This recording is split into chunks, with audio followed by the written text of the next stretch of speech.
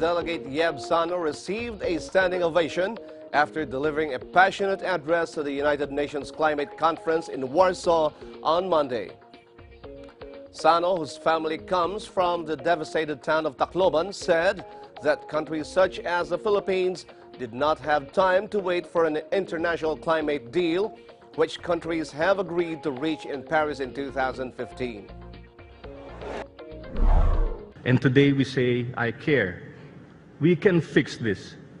We can stop this madness right now, right here, in the middle of this football field, and stop moving the goalposts. Mr. President, Your Excellency, Honorable Minister, my delegation calls on you most respectfully to lead us and let Poland and Warsaw be remembered forever as the place where we truly cared to stop this madness.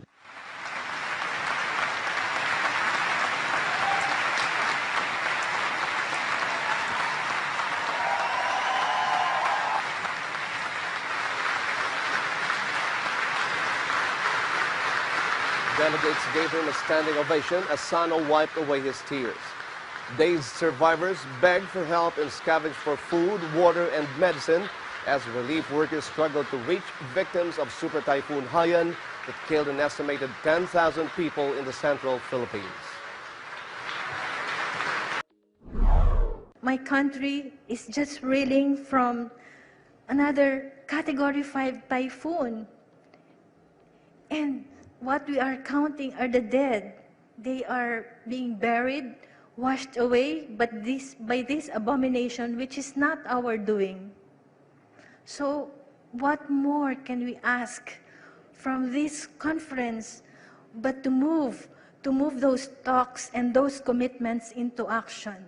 We are ready to engage. Tasneem Esop from the Worldwide Fund for Nature, or WWF, said the disaster in the Philippines was a wake-up call. There's a way. We have a nation in mourning with the loss of over 10,000 people and massive destruction, as we've heard. With that in mind, we need to remind our negotiators that we can often feel secure in the confines of these air-conditioned rooms in these negotiations, but that none of us will be untouched by what climate is, the impact of climate means for all of us. So we believe that negotiators need to have a wake-up call. How much more of the science and how much more of the evidence is needed to get our leaders to wake up and act now. The outline of a deal to be discussed by negotiators in Warsaw from November 11 to 12 is emerging that will not halt a creeping rise in temperatures, but might be a guide for tougher measures in later years. They point to Haiyan as a reminder of the risks of extreme weather.